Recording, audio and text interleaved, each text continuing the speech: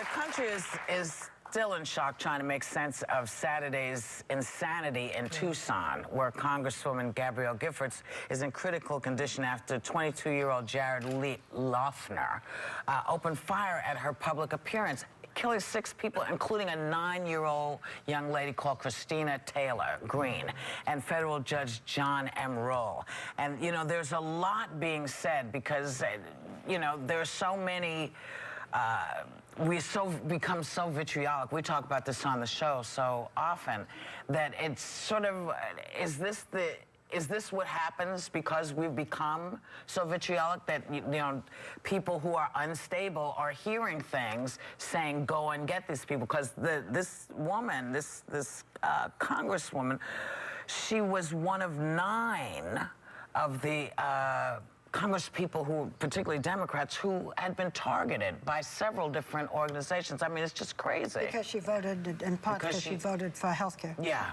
Right. There was, and you remember in the press as of late, there's been a ton of criticism over the, was it Facebook page of Sarah Palin, when she had the crosshairs over different districts, and she said something like, don't something reload, or whatever. That's a different thing. That she had this was an ad that she had with the crosshairs about who you should vote for or not. But she also, what you're talking about is she tweeted at one point,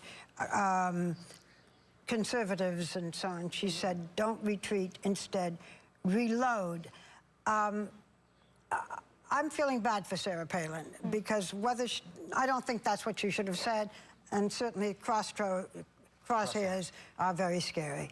This is a deranged young man. This is a Timothy McVeigh. Whether this happened because there is violence, you know, too much commentary, too much violence, as you say, we've talked about. Sometimes we do it here, we get so angry. Whether that really spurred him on or whether he's just a very sick person, we don't know, and we don't know what his motives are. And we can hope that all the vitriol calms down. But to blame Sarah Palin, as some are doing, I think is very unfair to her. She issued a statement offering her condolences and hasn't said more. But I don't think this is the time now to start finding, you should excuse me, other targets to blame. It seems to be the first target, though. I mean, it was her, right? I mean, they seem to say, okay, this is the direct link. If you look at that map with the crosshairs, Giffords' name was on there. Yeah.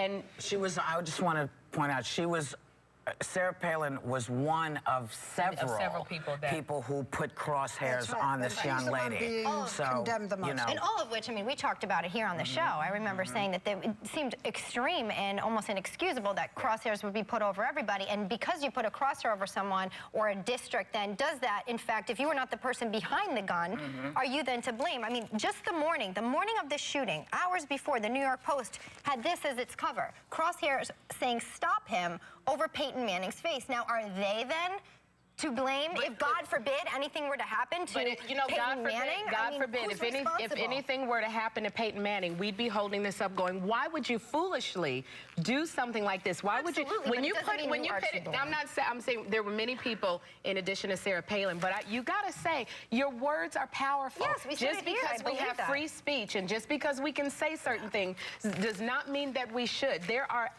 consequences that come, and so I don't know, but all those people who did do the crosshairs and had Giffords' name down there, you got to go to bed at night and go, did I have something to do with this? In fact, she took it down off of her Facebook page, which means that obviously she thought either out of respect for the family or maybe in hindsight it was something that could indeed incite someone who may not be a right man to do something. She said, did you hear the statement that she made in March on MSNBC? I'll just read it to you. We're in Sarah Palin's targeted list, but the thing is, the way that she has depicted has the crosshairs of a gun sight over our district. When people do that, they've got to realize there are consequences. But now, will this, I mean, this violent act of one, the Congresswoman's, that was her statement. Right. And by the way, we are praying for her and the other victims, and the doctors say they are cautiously optimistic. But after all of this, if there's any good that comes, will we be different? Will we have less vitriol? The way to get attention and ratings has been the more, the louder, the busier, the nastier. Do you think this is going to make a difference? I do believe it's going to make a difference, because I think more and more people are saying, you know what? we can disagree. I mean, that's the great thing. We can get very animated on this show, but it is never personal. Right. And it is never puts So you in respectful. danger. Never. It never, we don't endanger people. And we've had this discussion with several of our guests where we've had to say, your words mean something because you're on television, people are listening.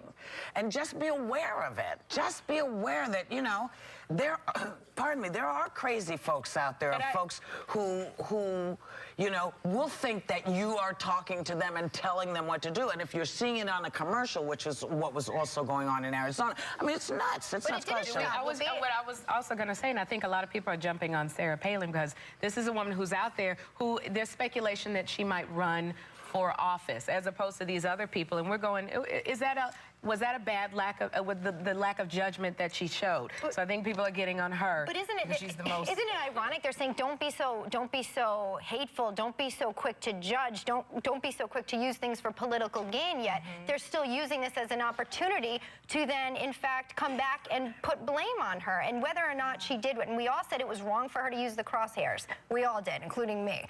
But I don't think that it's actually changing, Whoopi. I think it's actually getting worse because people are using it. Punctuation point. I'm sorry, go ahead. I was just going to say, I think the difference then and now is people, all our viewing folks, have now watched this thing happen.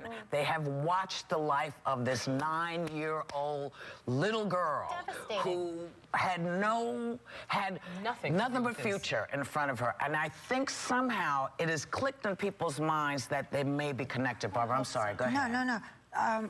Just to make it very much in the present, we have a new Congress, and there has been all of this, will they get along, all of this anger, can they talk, so on, in this kind of a voice.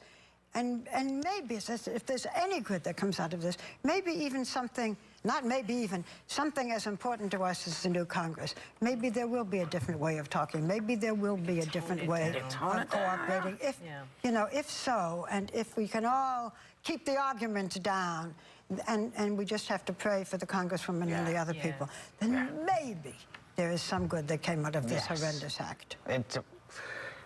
We keep our fingers crossed. You know what? We're going to go and come right back because, baby, do we have more hot topics? Indeed we do. You'll see. Come on back.